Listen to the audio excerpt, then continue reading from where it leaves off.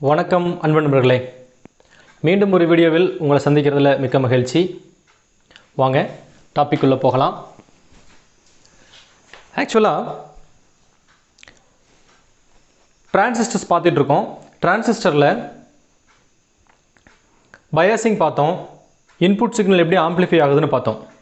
இப்போ என்னோட கொஸ்டின் என்ன வருது அப்படின்னா, சிக்னல் எதுவும் இன்புட்டில் கொடுக்காம டிசி சப்ளை மட்டும் கொடுத்துட்டு ஒரு transistor combination of circuit is design in such a way that அதிலிருந்து ஒரு ஏசி அவுட்புட் எடுக்க முடியுமா? அதாவது ஒரு டிரான்சிஸ்டர் சர்க்யூட் ஒரு ஆசிலேஷன்ஸை கிரியேட் பண்ணக்கூடிய ஆசிலேட்டராக ஃபங்க்ஷன் ஆக முடியுமா அப்படின்னு ரிசர்ச் பண்ணாங்க. அதன் விளைவாக வந்தது தான் ஹார்ட்லி அப்படிங்கிறவர் கண்டுபிடிச்ச ஒரு ஆசிலேட்டருக்கு பேர் ஹார்ட்லி ஆசிலேட்டர். அதில் வேரியஸ் ஃபார்ம்ஸ் இருக்குது. அதில் ஒரு ஃபார்ம் நம்ம பார்க்க போகிறோம். அதே மாதிரி கால்பிட்ஸ் ஆசிலேட்டர் அப்படின்னு இன்னொரு கைண்ட் ஆஃப் ஆசிலேட்டரும் இருக்குது. ஸோ இப்போ நம்ம பார்க்க போகிறது ஹார்ட்லி ஆசிலேட்டர். ஸோ ஹார்ட்லி ஆசிலேட்டருங்கிறது ஒரு டிரான்சிஸ்டர் பேஸ்டு சர்க்யூட். இந்த டிரான்சிஸ்டர் பேஸ்டு சர்க்யூட்டுக்கு நம்ம டிசி சப்ளை இன்புட்டாக கொடுக்கும் பொழுது அவுட்புட்டில் அதில் ஏசி ஆசிலேஷன்ஸ் அது ப்ரொடியூஸ் பண்ணும். ஸோ இந்த ஹார்ட்லி ஆசிலேட்டர் ரொம்ப வைடராக யூஸ் பண்ணப்படுது, நிறையா யூஸ் பண்ணுறாங்க. மோஸ்ட் பாப்புலர் ரீசன் என்ன அப்படின்னு பார்த்தோம்னா, இதனுடைய adaptability for wide range of frequencies. இந்த ஹார்ட்லி ஆசிலேட்டரை நம்ம வைட் ரேஞ்ச் ஆஃப் ஃப்ரீக்வன்சிக்கு யூஸ் பண்ண முடியும், இதை ஈஸியாக டியூன் பண்ண முடியும், ஃப்ரீக்வன்சியை சேஞ்ச் பண்ண முடியும். அப்படிங்கிறனால ஹார்ட்லி ஆசிலேட்டர் ரொம்ப வைடராக யூஸ் ஆகுது. இது ரொம்ப வெரி பர்டிகுலராக எங்கே யூஸ் ஆகுது அப்படின்னு பார்த்தோம்னா, ரேடியோ ரிசீவர்ஸில் லோக்கல் ஆசிலேட்டராக இந்த ஹார்ட்லி ஆசிலேட்டர் யூஸ் ஆகுது. ஹார்ட்லி ஆசிலேட்டர் எப்படி ஃபங்க்ஷன் ஆகுது அப்படின்னு பார்க்குறதுக்கு முன்னாடி ஹார்ட்லி ஆசிலேட்டருடைய சர்க்யூட்ஸை நம்ம வரைஞ்சிடலாம். இதுவும் ஒரு காமன் எமிட்டர் டிரான்சிஸ்டர் பேஸ்டு சர்க்யூட்டாக தான் நம்ம வரைய போகிறோம். இதில் நம்ம ஏற்கனவே பார்த்த எல்லாத்துலேயும் கலெக்டரில் ஒரு ரெசிஸ்டர் இருந்திருக்கும்.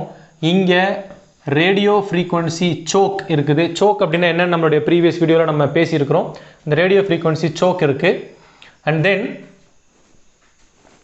இங்கே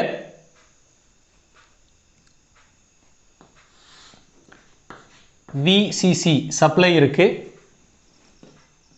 பிறகு இன்புட்டில் வோல்டேஜ் டிவைடருக்காக 2 ரெசிஸ்டருடன் கூடிய சர்க்யூட் செட்டப் இருக்குது. இது தவிர எமிட்டரில் ஒரு ரெசிஸ்டர், ஒரு கெப்பாசிட்டர் காம்போசிஷன் இருக்குது.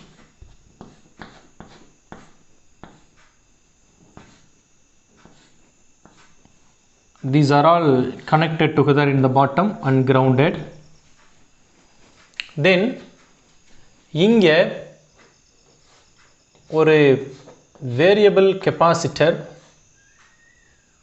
Then இந்த side 2 inductor. இது ரெண்டும் இங்கே ஒரு இன்புட் கெப்பாசிட்டர் வழியாக கனெக்ட் ஆகுது. இது ஜங்ஷன், இங்கே இந்த இடம் ஜங்ஷன், இங்கே இந்த இடம் ஜங்ஷன், இங்கே இந்த இடம் ஜங்ஷன், இங்கே இந்த இடத்துல ஜங்ஷன். தென் இது ரெண்டையும் கனெக்ட் பண்ணிவிட்டு இங்கேருந்து ஒரு அவுட்புட் எடுத்து இந்த அவுட்புட் இங்கே வந்து ரைட். இந்த விசிசியை நம்ம கொஞ்சம் தள்ளி வரைஞ்சிக்கலாம். விசிசி இப்போ இந்த இடத்துல இருந்து ஒரு கெப்பாசிட்டர், இங்கே ஜம்பர், ஒரு கெப்பாசிட்டர் இருக்குது. இது ஜங்ஷன். தென் இது junction. This is output. Okay. So இந்த கெப்பாசிட்டர் C1, இந்த கெப்பாசிட்டர் C2, இது C, this is L1 and this is L2. இது ரெசிஸ்டர் R1, ரெசிஸ்டர் R2, இது ரெசிஸ்டர் RE, இது capacitor CE. It is an NPN transistor. So NPN transistor, so this is emitter, it is base and this is collector. இந்த ஒரு டிரான்சிஸ்டருக்கு ஒரு number சொல்லணும் அப்படினால் ஒரு காம்பனண்ட் வேல்யூ சொல்லணும், நம்ம மார்க்கெட்டில் லோக்கல் மார்க்கெட்டில் அவைலபிளாக இருக்கக்கூடிய ஒரு டிரான்சிஸ்டருடைய வேல்யூ சொல்லணும்னா BC547 அப்படிங்கிறது ஒரு அவைலபிள் டிரான்சிஸ்டர். ஸோ இதுதான் ஒரு ஹார்ட்லி ஆசிலேட்டருடைய சர்க்கியூட் டயக்ராம்.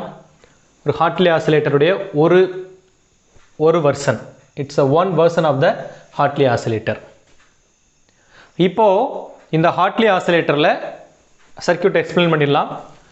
இங்கே கலெக்டர் சப்ளை வோல்டேஜ் இருக்குது. கலெக்டர் சப்ளை வோல்டேஜிலிருந்து கலெக்டருக்கு ஒரு ரேடியோ ஃப்ரீக்வன்சி சோக் வழியாக கனெக்ட் பண்ணியிருக்கிறோம்.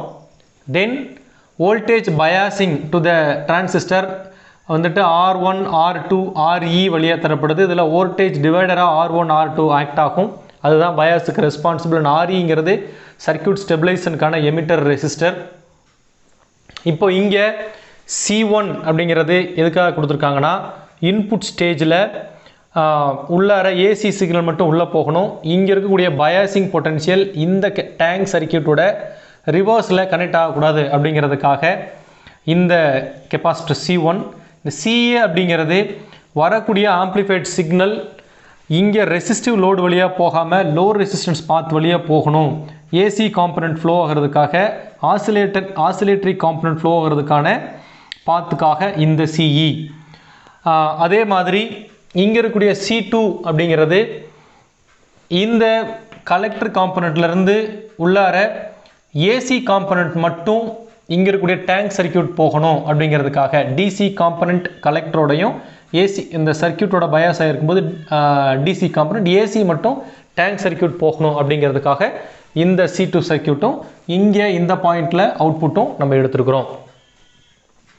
இப்போ இங்கே ஒரு டேங்க் இருக்குது. இந்த டேங்க்கில் ஒரு வேரியபிள் கெப்பாசிட்டர் இருக்குது. இந்த கெப்பாசிட்டரை வேரி பண்ணுறதன் மூலமாக இந்த சர்க்கியூட்டோடைய ஃப்ரீக்வன்சியை வேரி பண்ண முடியும். இங்கே 2 இண்டக்டர் இருக்குது, L1 L2ன்னு. இந்த 2 இண்டக்டரும் அல்டுகெதராக இது ஒரு ஆட்டோ டிரான்ஸ்ஃபார்மராக ஒர்க் ஆகும். L1 and L2 will serve as an auto transformer. And இதில் வந்துட்டு இந்த 2 இண்டக்டன்ஸை ஒரு மியூச்சுவல் இண்டக்டன்ஸை கிரியேட் பண்ணோம் அப்படிங்கிறது தான் இதில் விஷயம். இப்போ இந்த சர்க்கியூட் எப்படி ஃபங்க்ஷன் ஆகுது, ஒர்க்கிங் ஆஃப் தி சர்க்கியூட் அப்படின்னு பார்த்தோம்னா, இங்கே இந்த சப்ளை ஆன் ஆன உடனே கலெக்டர் கரண்ட் ப்ரொடியூஸ் ஆகும். கலெக்டர் கரண்ட் ப்ரொடியூஸ் ஆகும் பொழுது என்ன பண்ணும் அப்படின்னு கேட்டிங்கன்னா, இந்த கலெக்டர் கரண்ட் இங்கே இருக்கக்கூடிய கெப்பாசிட்டர் சியை வந்துட்டு சார்ஜ் பண்ணோம். Collector current will charge the capacitor C. Capacitor C வந்துட்டு ஃபுல்லாக சார்ஜ் ஆன உடனே என்ன ஆகும்னா, இந்த கெப்பாசிட்டர் சியில் இருக்கக்கூடிய சார்ஜஸ் எல்லாம் இண்டக்டன்ஸ் L1 and L2 வழியாக ஃப்ளோ ஆகும். அது ஒரு ஆட்டோ டிரான்ஸ்ஃபார்மராக ஆக்ட் ஆகும். ஸோ L1 L2 வழியாக ஃப்ளோ ஆகும்போது இந்த டேங்க்லேருந்து ஒரு ஆசிலேஷன்ஸ் கிரியேட் ஆகும். ஸோ ஒரு ஆசிலேஷன்ஸ் கிரியேட் ஆகும்போது இங்கே ஒரு ஏசி ஆசிலேஷன்ஸ் கிரியேட் ஆகிடுது. இந்த கிரியேட் ஆன ஏசி ஆசிலேஷன்ஸ் ஐபி வழியாக உள்ளே போகுது. இந்த C1 கெப்பாசிட்டர் வழியாக இந்த டிரான்ஸ்ஃபார்மருக்கு உள்ளே போகுது. டிரான்ஸ்ஃபார்மருக்கு உள்ளே போகும் பொழுது என்ன ஆகுது அப்படின்னு பார்த்தீங்கன்னா, இங்கே இது it is getting amplified and coming out here.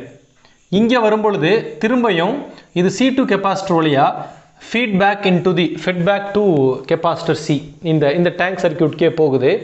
இப்போ என்ன ஆகும்னு கேட்டிங்கன்னா, C2லேருந்து இந்த டேங்க் சர்க்கியூட்டுக்கு போகும்போது ஒரு 180 டிகிரி ஃபேஸ் ஷிஃப்ட் கொடுக்கும். தென் இந்த டேங்க் சர்க்கியூட்லேருந்து டிரான்சிஸ்டர் ஜம்ப் ஆகி வரும்பொழுது ஒரு 180 டிகிரி ஃபேஸ் ஷிஃப்ட் வரும். ஸோ டோட்டலாக வந்துட்டு 360 டிகிரி ஃபேஸ் ஷிஃப்ட் வந்துடுறதுனால, ஸோ ஃபேஸ் ஷிஃப்ட் 360 டிகிரி நமக்கு அச்சீவ் ஆகிடுது அப்படிங்கிறதுனால இந்த ஃபீட்பேக் வந்துட்டு பாசிட்டிவ் ஃபீட்பேக் ஆயிரும். So feedback becomes positive. That is essential for the sustained oscillation production. So அதனால் ஆசிலேஷன்ஸ் நமக்கு கிடச்சிட்ருக்கோம். இப்போது இங்கே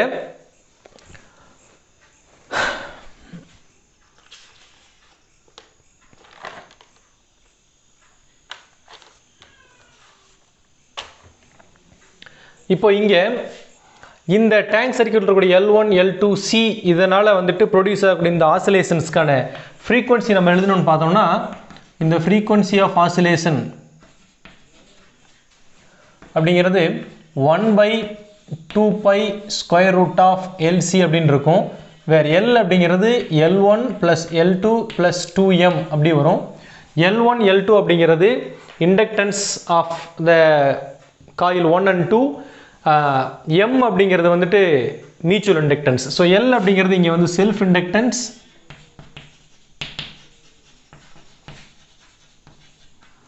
M அப்படிங்கிறது mutual inductance அப்படின்னு வந்துடும்.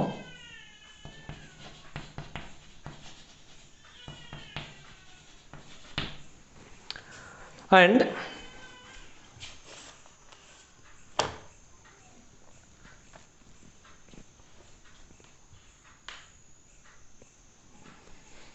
ஸோ இந்த அடிப்படையில் இந்த ஃப்ரீக்வன்சியில் இந்த சர்க்கியூட் வந்துட்டு நம்மளுக்கு ஃபங்க்ஷன் ஆகும்.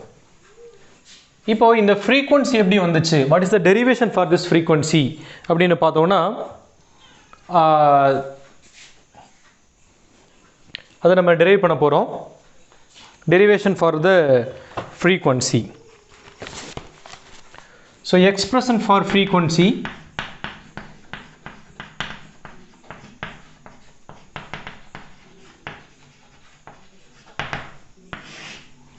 ஸோ ஃப்ரீக்வன்சி எக்ஸ்பிரஷன் நம்ம அப்டைன் பண்ணுறதுக்கு இந்த சர்க்கியூட்டை வந்து ரொம்ப சிம்பிளிஃபை பண்ணிக்கிறோம்.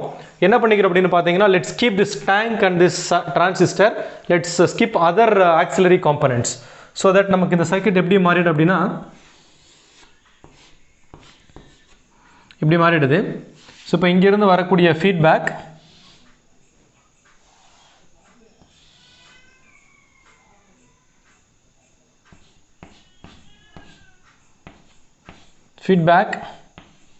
இங்கே 2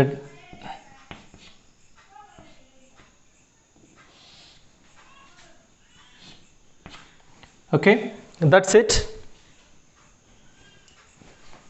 So this is grounded. இங்கே L1 இருக்கு, L2 இருக்கு, இங்கே கெப்பாசிட்டர் இருக்கு, ரைட். ஸோ இதுதான் சிம்பிளிஃபைடு சர்க்கியூட். இப்போ இந்த சிம்பிளிஃபைடு சர்க்கியூட்டுக்கு நம்ம வந்து இம்பிடன்ஸ் ஈக்குவேஷன் எழுதணும் அப்படின்னா we ignore all other resistive components. So now impedance of this circuit, impedance of the tank circuit எழுதணும் அப்படின்னா see என்ன ஆகுது, இங்கே டேங்க் சர்க்கியூட்டில் ஒரு ஆசிலேஷன்ஸ் ப்ரொடியூஸ் ஆகுது. அந்த oscillations getting amplified in the transistor. And tank circuit இங்கிருந்து ஃபீட்பேக்கில் டேங்க் சர்க்கியூட் ப்ரொடியூசர்ஸ் ஒரு 180 degree phase shift and that transformer producers another 180 degree phase shift. So that positive feedback achieve and in that way the oscillations are existing forever, right. இப்போ இங்கே அந்த losses எல்லாம் வந்து பார்த்தீங்கன்னா தொடர்ந்து இந்த ஃபீட்பேக் கொடுத்துட்டு இருக்கிறனால இந்த சர்க்கியூட்டில் வரக்கூடிய லாஸஸ் காம்பன்சேட் ஆகி கண்டினியூஸாக நமக்கு சப்ளை கொடுத்துட்டு இருக்கிறக்க நமக்கு இங்கே இந்த இடத்துல அவுட்புட்டில் சிக்னல் வந்துகிட்டு இருக்கும் அப்படிங்கிறது ஐடியா. ஸோ அதில் நம்ம இந்த ரெசிஸ்டிவ் காம்பனன்ட்ஸ் நம்ம எக்ஸ்ட்ரா இருக்கக்கூடிய எல்லாத்தையும் விட்டுட்டு இந்த டேங்க்கு டிரான்சிஸ்டர் மட்டும் வச்சுக்கிட்டு ஒரு சர்க்கியூட் வரைஞ்சிருக்கோம். அதுக்கான impedance of the tank circuit போட்டோம் அப்படின்னு வச்சுக்கோங்களேன். ஸோ இதுக்கு வந்துட்டு பார்த்தீங்கன்னா காம்ப்ளெக்ஸ் இம்பிடன்ஸ் வரும்.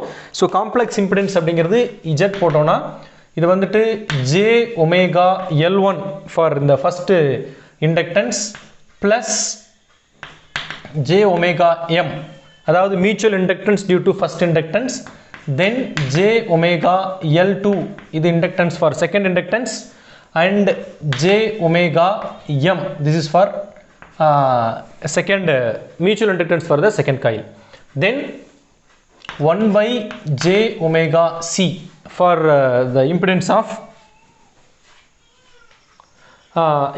of capacitor. So இப்போ இதை நம்ம வந்து what we can write, j omega காமனாக வெளியெடுத்தோம்னா இங்கே L1 இருக்கும், இங்கே M இருக்கும், இங்கே L2 இருக்கும், இங்கே இன்னொரு M இருக்கும். இங்கே J வெளியே எடுக்கணும்னா நியூமினேட்டரில் இருக்கணும், பட் டினாமினேட்டரில் இருக்குது. நியூமினேட்டர் போகணுன்னா you can put minus and அதை டினாமினேட்டர் கொண்டு வந்துக்கலாம். So that minus, then omega வெளியே எடுத்துருக்கோம் அப்படின்னா ஒமேகா இங்கே நியூமினேட்டரில் டினாமினேட்டர் இருக்குது. So that omega square C. Okay, so this is Z, right? But this impedance is zero at resonant frequency. when omega equal to omega r at that time z equal to 0. In that case, what will become 0? J omega z equal to 0, so that j omega L1 plus L2 plus 2m minus 1 by omega square c equal to 0. Now this term cannot be 0. J omega cannot be 0 because where omega, this is omega r, because under omega r this term becomes 0. So because here the frequency component cannot be 0, so this term, the terms within the bracket will be 0, so that L1 plus L2 plus 2m, which is equal to, let me bring this to the right hand side, 1 by omega square c.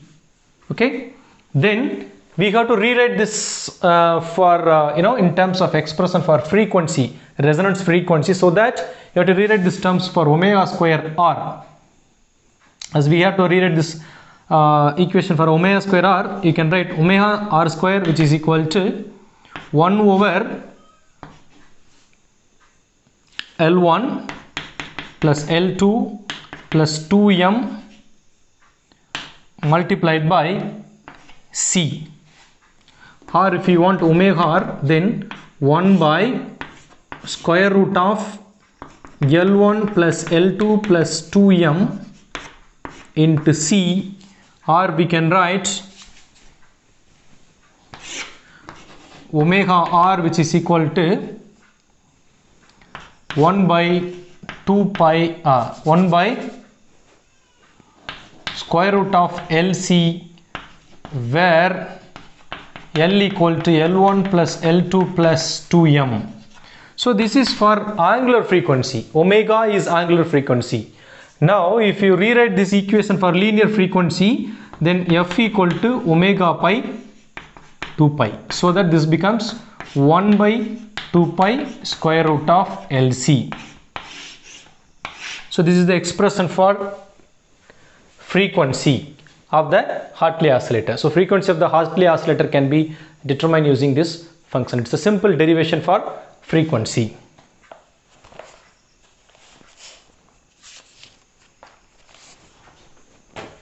Okay, we have applied this condition. If you want to get a sustained oscillation, then at the resonant condition the impedance should be equal to 0. So by assuming this condition, the rest of the derivations were obtained. So this is all about Hartley oscillator and its theory. நம்ம next பார்க்க போற topic வந்து modulation.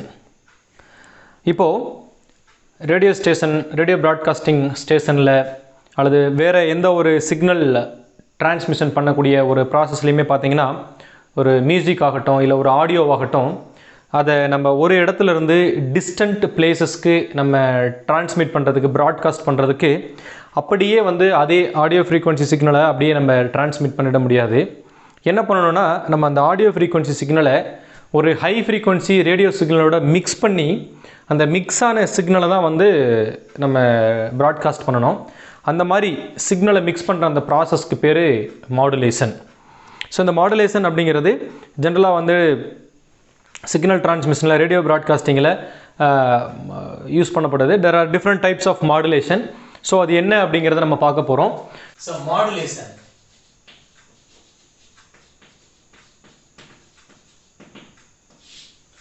இதில் ரெண்டு இருக்கு. Signal இது audio frequency ரேஞ்சில் இருக்கும். அடுத்தது கேரியர், இது ரேடியோ ஃப்ரீக்வன்சி ரேஞ்சில் இருக்கும். ஸோ இப்போ மாடுலேஷன் எப்படி பண்றது? மாடுலேஷன் அப்படின்னா என்னன்னா, சூப்பர் இம்போசிங் ஆஃப்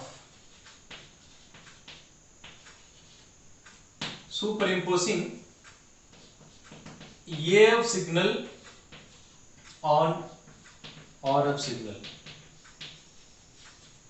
நம்மளுடைய இன்ஃபர்மேஷன் சிக்னலை high frequency or radio frequency carrier சிக்னலோட சூப்பர் இம்போஸ் பண்ற அந்த ப்ராசஸ்க்கு பேர் தான் மாடுலேஷன். ஸோ இதுல ஒன்னு சிக்னல், ரெண்டாவது கேரியர். ஆஃப்டர் மாடுலேஷன் ரிசல்ட்டிங் வேவ்க்கு பேரு modulated wave. Modulated wave. So இதுக்கு definition, modulation க்கு definition என்ன அப்படினா, modulation is a process by which some properties of the carrier signal, carrier wave is varied in accordance of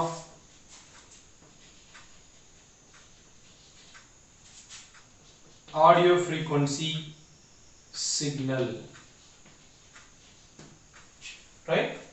So definition enna, modulation ka definition, some properties, it is a process by which some properties of the carrier wave is varied in accordance with the AF signal. என்ன அர்த்தம்? நம்ம audio frequency signal கேரியரோட superimpose பண்ணும் பொழுது carrier frequencyயோட ஒரு சில property, ஏதாவது ஒரு property that will vary in accordance with the audio frequency. Audio frequency signal பொறுத்து கேரியரோட ப்ராப்பர்ட்டி மாறும். அந்த ப்ராப்பர்ட்டி சேஞ்சை நம்ம வந்துட்டு திரும்ப ட்ரேஸ் பண்ணி ஐசோலேட் பண்ணி எடுத்தோம்னா நமக்கு இன் ரிட்டர்ன் அந்த நம்ம உள்ளார மாடுலேட் பண்ணி இருக்கக்கூடிய, உள்ளார மிக்ஸ் பண்ணி இருக்கக்கூடிய நம்மளுடைய சிக்னல், ஆடியோ frequency சிக்னல் நமக்கு கிடைச்சிரும் அப்படிங்கறதா. இப்போ இந்த டைப்ஸ் ஆஃப் மாடுலேஷன், என்ன டைப்ஸ் ஆஃப் மாடுலேஷன் இருக்கு அப்படின்ட்டு நம்ம பார்க்கலாம். ஸோ டைப்ஸ் ஆஃப் மாடுலேஷன் இதை பார்க்கறதுக்கு முன்னாடி, இதை பார்க்கறதுக்காக இந்த கேரியர் வேவ் இருக்கு இல்லையா, இந்த கேரியர் வேவ்க்கான மேத்தமெட்டிக்கல் ஈக்குவேஷன் அப்படின்னு ஒன்று எழுதுறோம்னா, so we can write carrier wave is equal to EC cos omega c plus theta அப்படின்னு எழுதலாம். இதுதான் கேரியர் வேவ்க்கான மேத்தமெட்டிக்கல் ஈக்குவேஷன் அப்படின்னு வச்சுக்கோம்னா, இதுல EC அப்படிங்கிறது peak magnitude or peak amplitude of the signal, and omega c அப்படிங்கிறது angular frequency.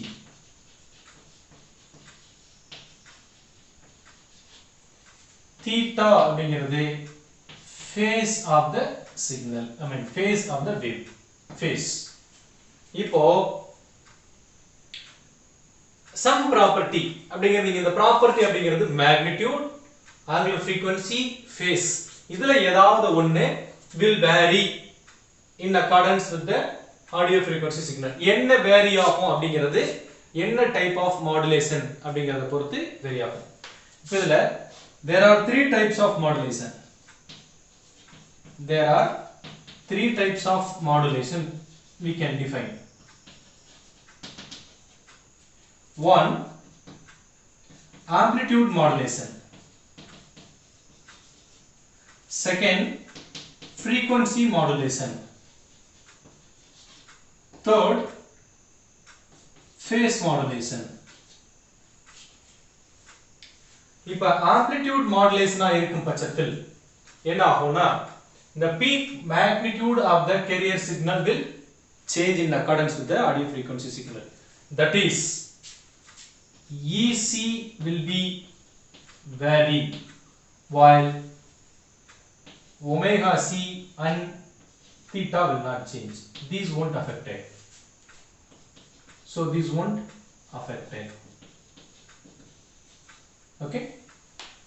At the same time, if it is a frequency modulation, so நம்மளுடைய signal வந்து frequency-யோட, கேரியரோட frequency-யோட modulate ஆயிருச்சு அப்படின்னா omega c will be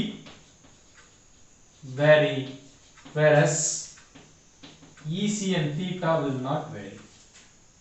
On the other hand, phase modulated processor இருந்ததனால் அங்க theta will be vary, at the same time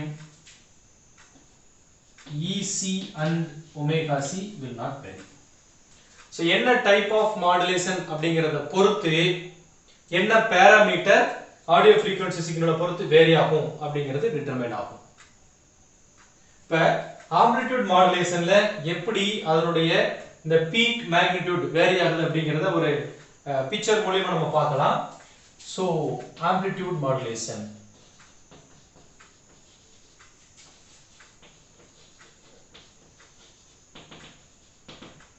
amplitude மாடுலேஷன்ல let's take AF signal அப்படிங்கிறது suppose இந்த மாதிரி ஒரு AF சிக்னல் இருக்கு அப்படின்னு வச்சுட்டோம்னா இதனுடைய கேரியர் எந்த மாதிரி இருக்கும்னா carrier is a high frequency signal, so it will look like this.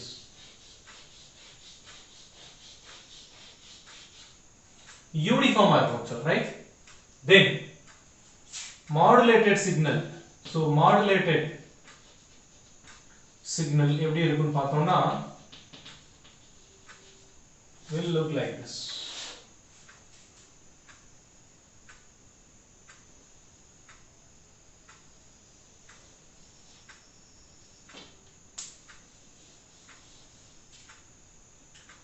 So இதுக்கு உள்ளார high frequency signal இருக்கும், right? என்ன அர்த்தம் அப்படினு பாத்தீங்கன்னா இது audio frequency signal, low frequency signal. Audio frequency signal is low frequency. Radio frequency is high frequency. Low frequency na number of oscillations per second வந்து கம்மியா இருக்கும், high frequency na number of oscillations per second வந்து ரொம்ப ஜாஸ்தியா இருக்கும். So இந்த carrier, இந்த audio frequency signal இந்த கேரியரோட amplitude modulate பண்ணனும் அப்படினா இங்க இருக்கக்கூடிய இந்த amplitude தகுந்த மாதிரி amplitude of the audio frequency க்கு தகுந்த மாதிரி இங்க peak magnitude of இந்த peak amplitude value ஓட peak வந்து change ஆகும். பாருங்க இங்க decrease decrease increase decrease இது மாறி மாறி இந்த peak magnitude change ஆயிட்டே இருக்கும். இந்த change will in accordance இந்த top பாத்தீங்க அப்படினா it will look like this. இத ஃபாலோ பண்ணுங்க, right?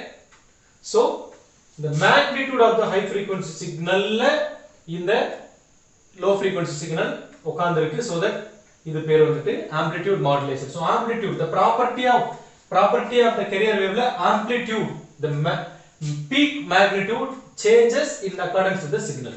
So this is for amplitude modulation. Okay, then so next வந்து இதுல இருந்து இந்த high frequency signal subtract பண்ணிட்டு நமக்கு திரும்ப receiver endல audio frequency கிடைச்சிரும். அடுத்ததா frequency modulation. frequency modulation எப்படி இருக்கும் அப்படினு பார்த்தோம்னா இதுல low frequency signal இந்த மாதிரி இருக்கும் அப்படினு வெச்சிட்டோம்னா high frequency signal இந்த மாதிரி இருக்கு அப்படினு வெச்சுக்கோங்க. So இது audio frequency signal, இது radio frequency signal. இப்ப modulated signal எப்படி இருக்கும்னா assuming that this is a constant magnitude. So modulated signal la